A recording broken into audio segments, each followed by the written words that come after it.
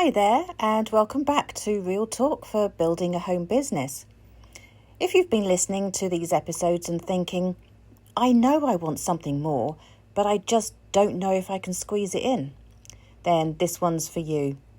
My name's Elise van Vessem, and I'm founder of Aloe Empire, and I've got my own home business and I help other people start theirs too. So let's start with a truth I think more people need to hear. Just because you've always been the dependable one doesn't mean your dreams don't matter.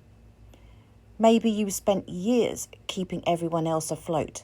Kids, partners, parents, workplaces, even friends. And now you're at a point where you're thinking, well, what about me? What would it look like if I actually backed myself for once? And I don't mean in a reckless way, not in an I'm abandoning everything else kind of way, but I mean in a quiet, strong, intentional way. Let's talk about what that could actually look like. So I've got 5 practical ways I think you can build a side income that fits your life. So first one, decide how much time you actually have without guilt. Now, this isn't about hustling 40 hours a week after your 9 to 5, but of course you do need to put in some time. You can't build a business without attending to it, right? But let's start with realistic time pockets, as I call them. It could be 3 hours a week. It could be 7.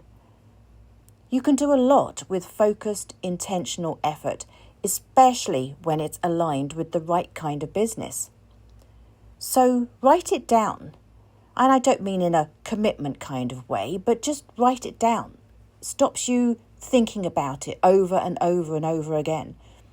So I'd like you to say, I can realistically give X hours a week to something that supports me.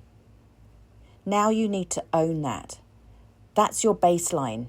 And, it's enough. Second of all, forget what everyone else is doing. Seriously, you don't need to copy the influencers. You don't need to start a podcast. Yeah, ironic, I know. Or you don't need to become the next top content creator. You just need a method that works for you. Maybe that's voice notes. Maybe that's talking to people face to face, one-on-one. Maybe it's just consistently sharing helpful stuff in your own quiet way. The best business strategies are the ones that fit you like a second skin, not a costume you dread putting on. Third, focus on a business model with flexibility built in. Now, not all side hustles are created equal. Later on in another podcast, I'll be going into a lot more detail on this. You do need to have some kind of understanding about side hustles. Some are basically full-time jobs in disguise. Others have huge startup costs or require you to hold inventory or do customer service around the clock, or constantly chasing brand new customers. You want something that's simple to start, low overhead, I would imagine, repeatable business, something that's perhaps duplicatable if it's something that you need to build a team with, and ideally something you don't have to invent from scratch. If you want something that's designed to fit around your life, not take over your life, that's where I can help. And my links are below in the comments if you're curious. 4, plan your quiet hours. Now, this is a tip not enough people talk about. Pick 2 or 3 slots in your week that are just for you.